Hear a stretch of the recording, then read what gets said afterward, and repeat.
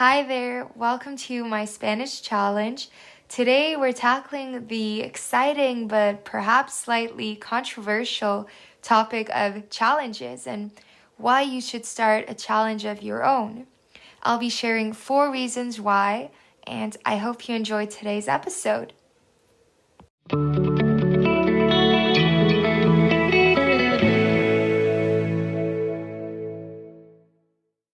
Now, I don't know about you, but I really appreciate a good challenge. If you ask any one of my friends, they'll all probably agree that yes, I'm a fan of challenging myself, whether it be with the amount of books I can read in a month, how many sprints I can do, or even how positive I could be in a week. All kinds of challenges, really. But they do help me in motivating myself and holding myself accountable, which I believe is very important and certainly one of the things we sometimes lack when we're trying to improve in skills. We have all of this passion and want, but when it comes down to putting all our beliefs and needs into practice, it gets hard and tough.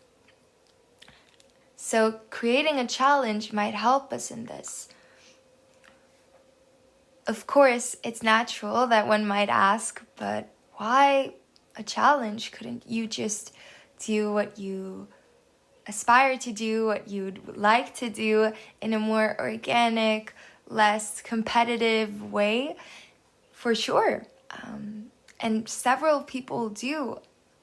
Maybe a challenge is not for everyone, but speaking from personal experience, having this goal and a concrete idea of what I need to get done every day or every week is very motivating, and above all, it's easy. It really simplifies the whole process, because if you have a challenge, you know what you need to do or what you should not do.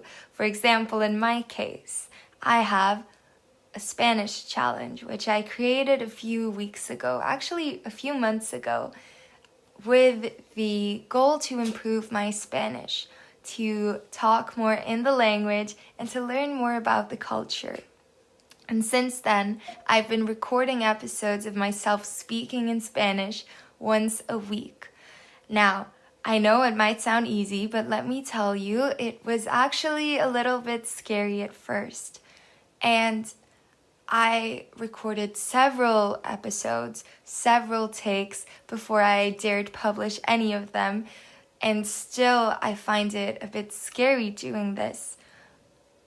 But the point is, because I created a challenge to talk every week in Spanish, record it and publish it to a platform, I knew I had to do it, and I've actually kept at it. I haven't missed a week yet, and I don't think I would have done this hadn't it been for the challenge itself. It's worth adding here that although a challenge typically accounts for a specific amount of time, whether it be a few weeks, a month, or years, there's no real need to go on with the challenge forever. You are allowed to start and see what you think about it. Although you have these kind of frames, there is some kind of box you're supposed to conform to in a way, because you have set out a challenge with a few specific goals, of course. If not so, you would not have a challenge. But still, that does not mean that you can alter it slightly, that you can't be creative and flexible, and that you're not allowed to reflect on how it's going and if this even is for you. I'd say it's the opposite. Starting out with a few guidelines and a few things you need to do, maybe a deadline, as say a couple of months, might be the perfect start for your journey and your development in a language, in fitness skill, anything you would like to accomplish. Say you would like to create some content of your own, for example. You could have a few days a week that you would dedicate to working on your dream project. And say you've fulfilled this, you've kept working on your goal for a long time, and you've noticed that actually I would rather alter this. I would want to do something quite different. I would say that's also okay. We are allowed to change what we're doing. And just as reading a book, we don't always need to finish the entire book. If you notice it's not for you, you might as well put your time into something else. That is not to say that we should just go on and leave projects around as soon as they get boring. I'd say that's not the case here. Rather, it's catching the wind and trying to alter the things you're doing so that they fit more into your interests, and in that way you'll keep staying motivated and you're set up for success. So again, we're just trying to make it as fun and as easy as we can, because it's still challenging to do a challenge. Now here are a few reasons, 5 reasons I have written down on my little notepad on why you should challenge yourself. I think the first one is that it helps us to notice and remember that any skill, when we acquire any skill, we're going to be bad at it at first. Now, some people might seem as if they're super good at something the first time they try it, but in general, it will take time for us to acquire a certain level that is better, and this is something that will teach us to persevere and go through it. And even if we might have a difficult time at first, having a challenge will help you continue will help you persevere despite difficult times, not being able to do what you want. And if you're a perfectionist, having a challenge might actually be of great value for you, because you'll have to sometimes produce things or do things even when you might feel like it's not the perfect moment, it's not the best outcome, but you'll continue at it. The second reason you could do a challenge is the belief that you're worth it too. That you're capable of doing it too. That sounded like a beauty commercial. That was not my intention. But knowing that you too can do something is definitely a reason for why you should do a challenge, because instead of thinking that other people, it's up for anyone else to do your dream and what you would like to do, maybe that's learn Italian or run or practice some yoga or learn how to bake croissants, for example. Having your own challenge will, whether it be on a subconscious or a conscious level, show you that you're capable of doing what you like and you're in charge of your actions and no one else. The third reason you should do a challenge is that it might help you feel more complete. What do I mean with this? When we do things we feel we'd like to do, skills or hobbies, actions we think would help us grow as people, or that bring us a lot of pleasure, or that simply inspire us and excite us, I believe it makes us feel good. Period. It makes us feel good. It makes us feel more complete. At least that's how I feel. With language, for example, when I practice Spanish, I tend to feel very good. That is not to say it's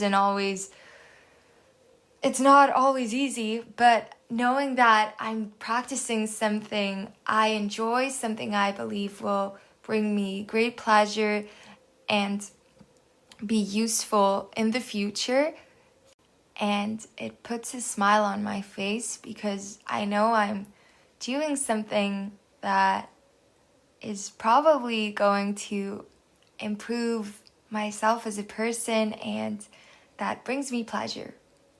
Fourth reason you should start a challenge is that you'll get very good at finding solutions. Now, it's easy to find excuses, right? I think most people are experts at this.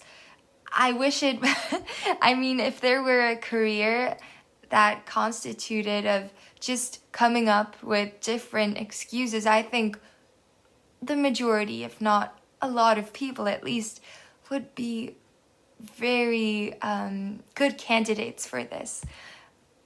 But if you start a challenge, you'll quickly realize that you need to find time, you need to motivate yourself, you'll need to be flexible, come up with solutions. You might need to alter your schedule or fit in a little session here and there.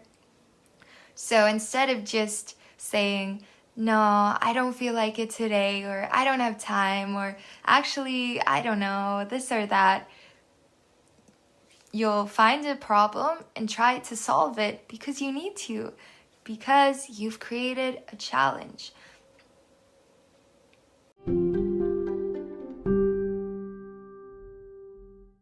Now, please do remember that these are just a few reasons why a challenge might help you in achieving a goal or improving in a skill. And finding out your own reasons is also important, but it can be useful and motivating sometimes to just have someone else tell you why it could be helpful. And because of that, I'll repeat the reasons again as to why a challenge might be helpful. So first one, it reminds us to be beginners. It's okay to not be the best when you start something new. It's fine, and it teaches us to fight through this phase of not knowing exactly what we're doing, or maybe not being very good at it, and just persevere and get through it. Second reason why you should do a challenge is that it helps you with your self-belief. It tells you, or it communicates that you too, just like anyone else, is capable of doing exactly what you'd like to do.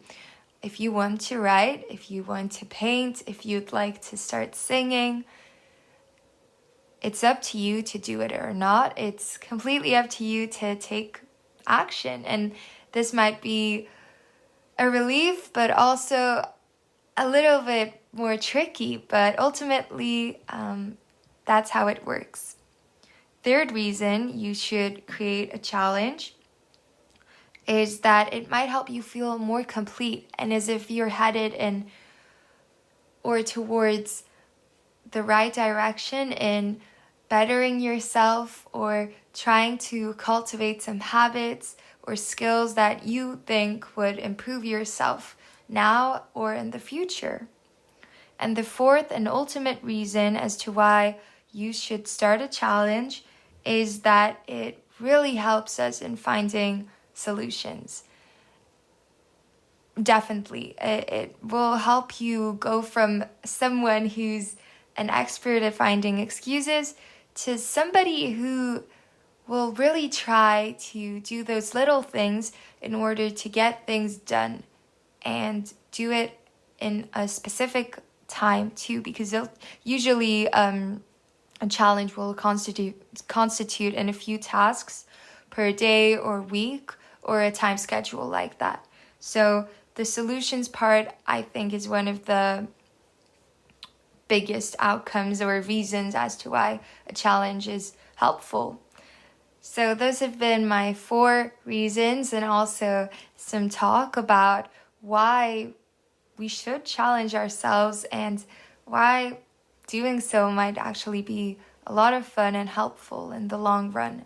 I hope you've enjoyed today's talk, and there are more episodes on this podcast. The majority right now are in Spanish or Swedish, but I will upload more every week. So make sure to check it out, and I wish you a wonderful day. Bye.